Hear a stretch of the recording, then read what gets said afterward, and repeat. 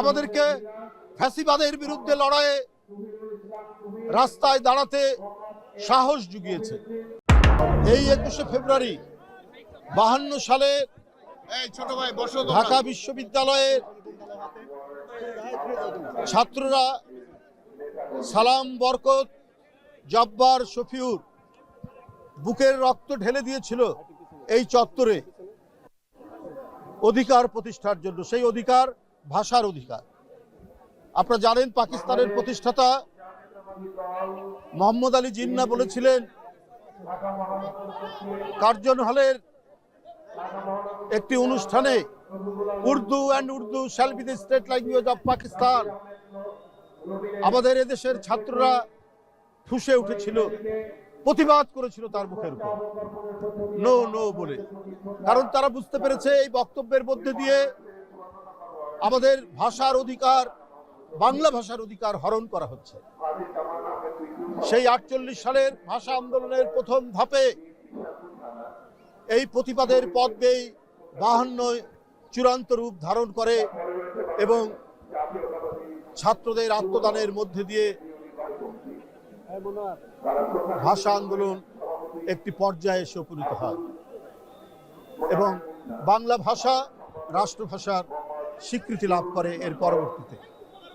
বন্ধুরা আমার, তাই 52-র 21শে ফেব্রুয়ারি সকল সময়ে, সকল যুগে অত্যাচারীর বিরুদ্ধে, উৎপীড়নের বিরুদ্ধে এদেশবাসীকে এবং বিশ্ববাসীকে প্রেরণা জুগিয়েছে কি করে অধিকার প্রতিষ্ঠিত করতে হয়, কি করে ভাষার অধিকার এবং মানুষের সকল অধিকার প্রতিষ্ঠিত করতে হয়। তাই আজও 21শে ফেব্রুয়ারি আমাদের কাছে এক সুমহান প্রেরণার উৎসস্থল।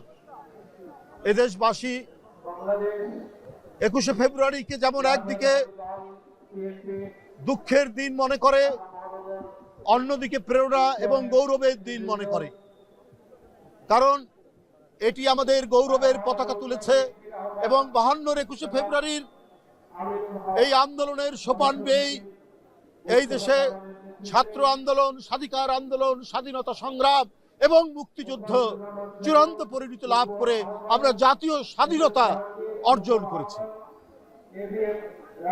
আমি তাই বলেছি, যুগে যুগে 21শে ফেব্রুয়ারি আমাদেরকে প্রেরণা দিয়েছে, আমাদেরকে উদ্বুদ্ধ করেছে, আমাদেরকে ফ্যাসিবাদের বিরুদ্ধে লড়াইয়ে রাস্তায় দাঁড়াতে সাহস জুগিয়েছে। আমরা এই পথ ধরেই 90-এর অর্জন আমরা তৈরি করেছি।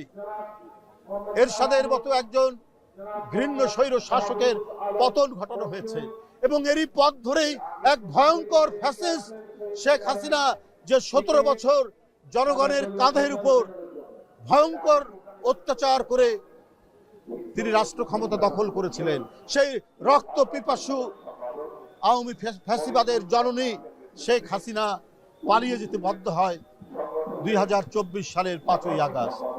সুতরাং এগুলো সব কিছুতেই 21শে ফেব্রুয়ারি আমাদেরকে প্রেরণা জুগিয়েছে, আমাদেরকে উদ্বুদ্ধ করেছে, আমাদেরকে সংগ্রামের মধ্যে সামিল করেছে। তাই 21শে ফেব্রুয়ারির চেতনা অম্লান চেতনা, এই চেতনা কোনোদিন ম্লান হবে না যদি কখনো আবারও কোনো ফ্যাসিজমের উত্থান ঘটে, কোনো ধরনের ডিক্টেটরের উত্থান ঘটে। 21শে ফেব্রুয়ারি আমাদের এদেশের দামাল ছেলেদেরকে, এদেশের জনগণকে আবারও রাজপথে লড়াই নামতে উদ্বুদ্ধ করবে।